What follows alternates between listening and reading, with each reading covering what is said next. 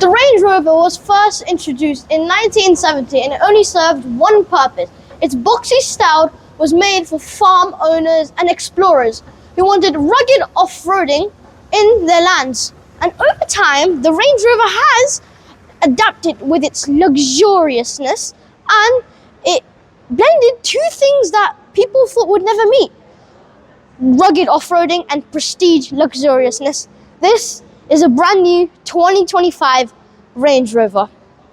And today we are going to be seeing its specs and reviews, and as this is the long wheelbase, its luxuriousness.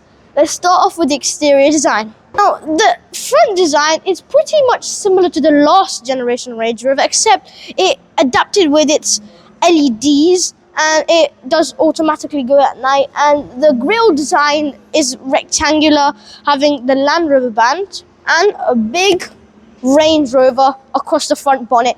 It does give its presence, it feels luxuriousness. Down here you do have more vents. You got fog lights, you just got some black down here. Other than that, that is not too much. Now let's move on to the side of the car.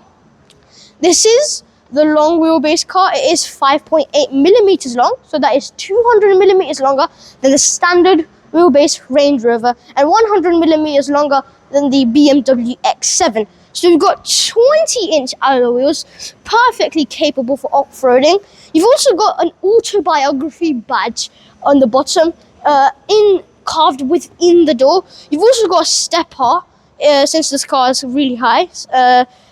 As it's an off-roading vehicle, you've got poppy out door handles. The door mirrors are black, so they're not body colored, and we can see the top of the car is black, even though the main color you'd find is white. Now, in the back, you've got, of course, blackened out door handles. We've got some frameless windows. We got no black around. You can see this has got massive back window back here, again, to help with its long wheelbase, and we've got one last black crease. Now let's moving on to the back of the car. It's really minimalistic. When it's actually on, you don't feel it. It just blends in with the light bar. So this is the light bar. When it turns on at night, it looks really cool. You've also got a black trimming down here, and it is a really tall car. So it's really minimalistic, simple design. I like it. It looks luxurious. Now let's move on to the interior.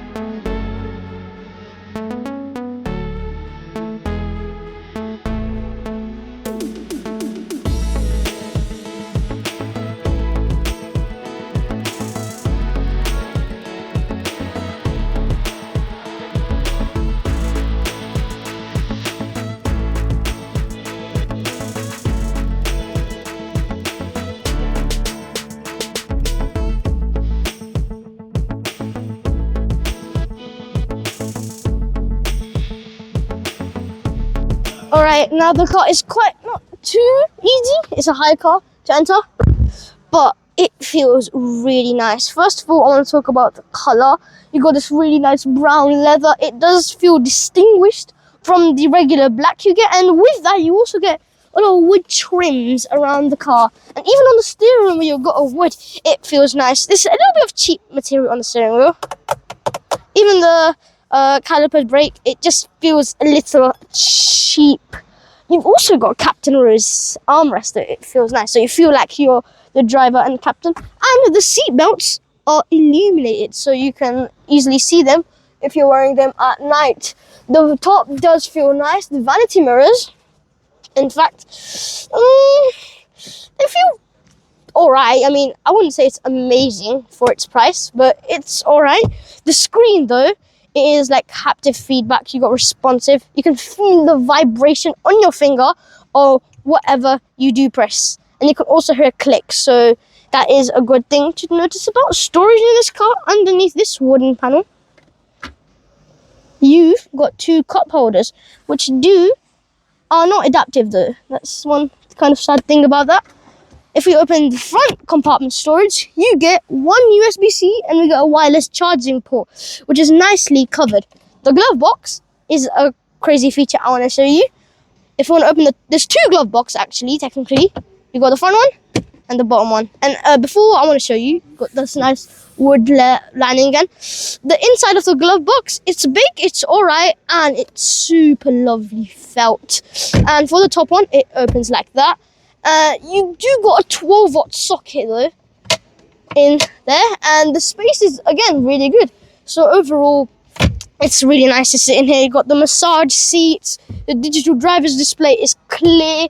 You feel high up, you get a good view around. There isn't much blind spots, and the seats again feel nice. Quality all around the car, absolutely amazing.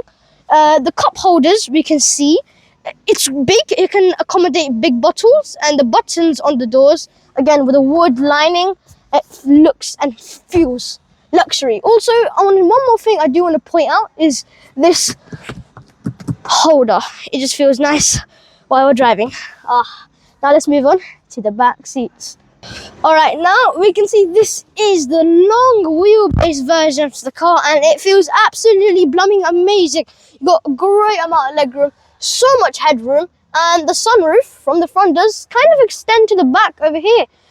You got the handle over here, you got AC vents, and you got some hooks if you want to hook some jackets upwards. Now you got again wood lining. We can also have a little bit, I don't know what you can fit in there, maybe some small item, maybe your keys, surrounded with some piano black plastic. You can see you got your AC vent control. It feels absolutely nice in there. This is, you might think this is the 2-seater version. You can bring this upwards, but I can't right now since it's turned off. You got a cooler in here, so you can keep your drinks cool if you want, again with a wood one. You could also have a leg rest if you want to, but really the main seat would be here because you got felt on the rest.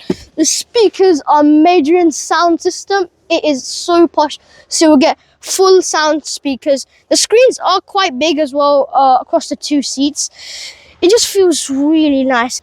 You got another screen if you want to control these 2 screens, if you're not bothered to touch it. So you can just use this to access the seats, massage, heated, and if you want to access those screens, again, the quality is unmatchable.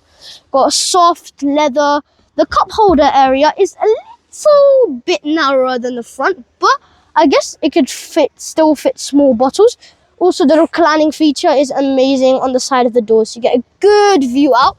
Also got automatic curtains that can go up if you want privacy. It feels like a business class. Now let's move on to the boot. Now the indicators are really nice and sleek. It's one of my favorites. Again, it blends in. It doesn't even look like it's a separate headlight. Now let's access to the boot. Now Range Rovers are known for their split tailgate, so you can electrically access to the bottom. Now that might be a little bit difficult to put things because this can get into the way if we slide things up, but in total we have 715 litres of space with a parcel shelf automatically, and you got some automatic buttons here to fold the seats down. Underfloor storage, I can say, is not too much. This is not underfloor storage, this is to block things in and out from coming. And you do have a spare wheel over there. We can see that's another 12-volt socket. It's pretty hard to access. And we've also got like a hook here. Now, if you want to fold these seats down, you can get 1,800 litres of space if you fold the second row seats down. This is the long wheelbase, and it does serve what it does. It's also luxuriousness, having a lot of space in the rear and having a lot of luggage space for your VIPs. Now, let's talk about prices and specs.